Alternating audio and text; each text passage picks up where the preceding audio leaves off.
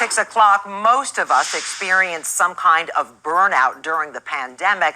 For those in the healthcare industry, though, it was another level. No question. We oftentimes hear about long hours and staffing issues among nurses, but it's also the people behind the counters of your local pharmacies who are struggling. WBTV's Caroline Hicks has been speaking with pharmacists who have either cut back on hours or quit their retail pharmacy jobs, some citing concerns even before COVID-19 entered the scene. Caroline, one of the pharmacists you spoke with says that burnout can have real safety consequences for patients. One local pharmacist tells me the industry needs to change to keep people safe and keep pharmacists wanting to work. We are taking steps to protect his identity because he fears retaliation for speaking out. So I've been working in pharmacies since I graduated in 2012. A stint at Walgreens and then several years in the pharmacy at Walmart. It's tough. It's mentally, it's a toll. He is a pharmacist because he loves helping people.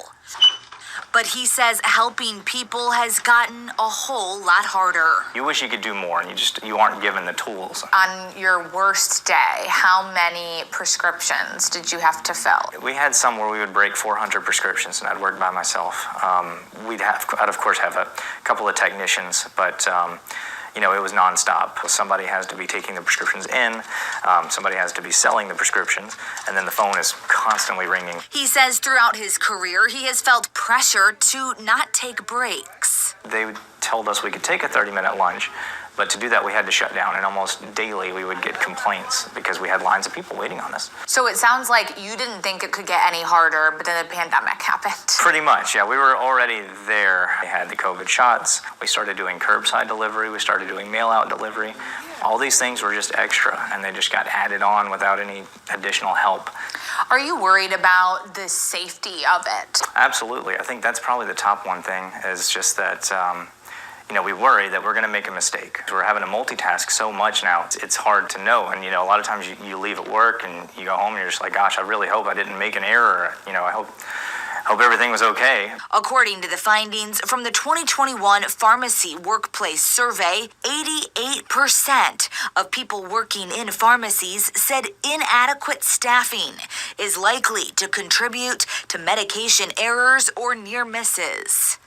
Years under the pressure of those high stakes are why this pharmacist made a change within the last year, dropping to part-time at Walmart, while getting a full-time gig at a Charlotte area hospital. The insurance is not covering, you know that, right? And he's not the only one to step away from chain pharmacies.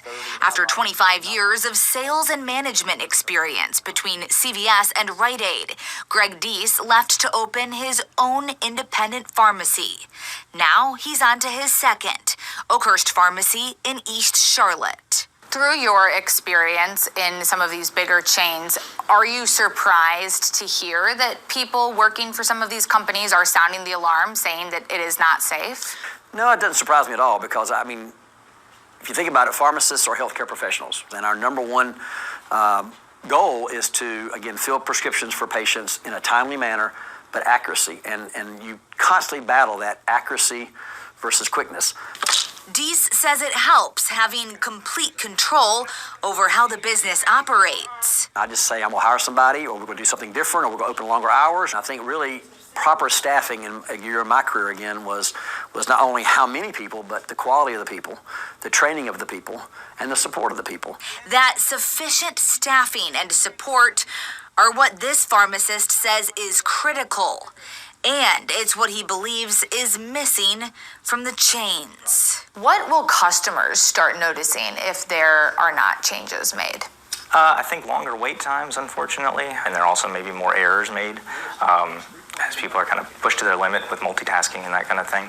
Hopefully not, but it could cause patient harm. I reached out to the North Carolina Board of Pharmacy to find out how it is addressing these safety concerns. The executive director sent me a statement reading in part, Throughout the pandemic, North Carolina pharmacists have gone above and beyond to care for their patients. While grateful, the board also realizes that providing these additional services have stretched pharmacists professionally and personally. The board is working with a number of stakeholders to gather more information and to consider what options are available to address workplace conditions and practices that may contribute to public safety issues. Reporting in the newsroom, Caroline Hicks, WBTV, on your side.